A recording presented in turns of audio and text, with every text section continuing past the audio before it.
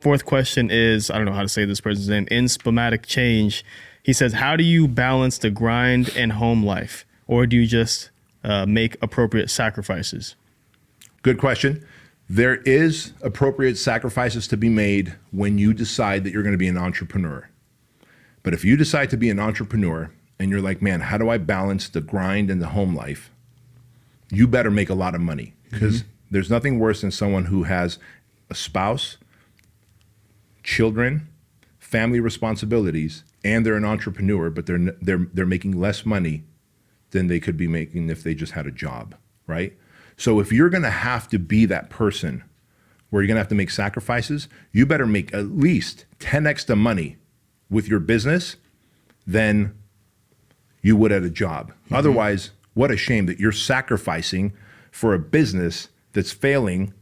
You're sacrificing your family when you could have a career that will give you health benefits and give you good compensation. Now, remember, I just also told you, I don't believe that people should be trading their time for dollars, right?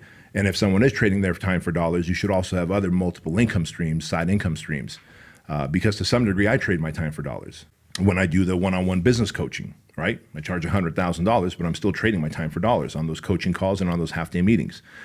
But so one, there is a sacrifice component that must be made when you have family and a business, but you better make sure your business is thriving so that the sacrifice is worth it. Right. Number two, you also have to be wherever your feet are. And this is something that I've heard Ed Milet say, be where your feet are. In other words, if my feet are at work here at HQ, bro, I'm not feeling guilty about my wife and kids. I'm not feeling guilty about anything, because when my feet were at home this morning and last night with my family, I wasn't paying attention to work. I was focused on my family. I was focused on what we were doing. Me and my son went one-wheeling. Me and Chloe played a little game together. I taught them how to play blackjack, actually, because why not? It just makes sense. And then we watched Hangover together as a family, and I wasn't in my phone. Right. Like, we were just cracking up as a family at that movie.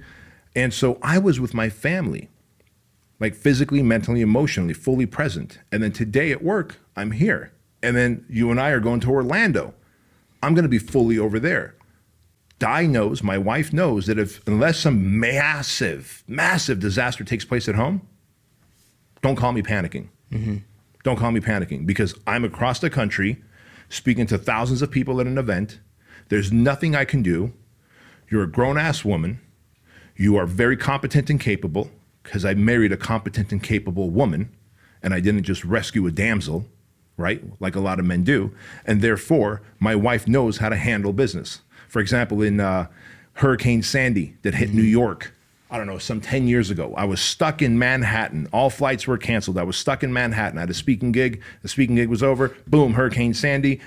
I can't fly out. As it turns out, on the West Coast here, Chloe broke her arm and Andrew lost a tooth. Like, he hit his head on something, his face on something, and the tooth went flying out. They were puppies. They were like, 4 and 6 years old at the time.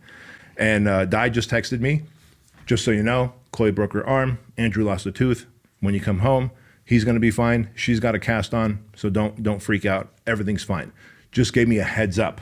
She didn't call me panicking. Oh my God, what do I do? What do I do? I'm in fucking New York dealing with the hurricane, dealing with the storm. The fucking subways are flooded, bro. They're overflowing with water. The hotel elevators busted.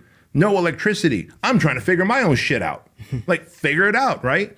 And so it is important to also have a spouse who understands that you're about to create a very awesome life for you and your family that's going to give them great experiences. Their human experience is going to be unmatched because of the money you're going to make and the lessons you're going to give and the experiences you're going to have. However, she has to be patient and do her part as well.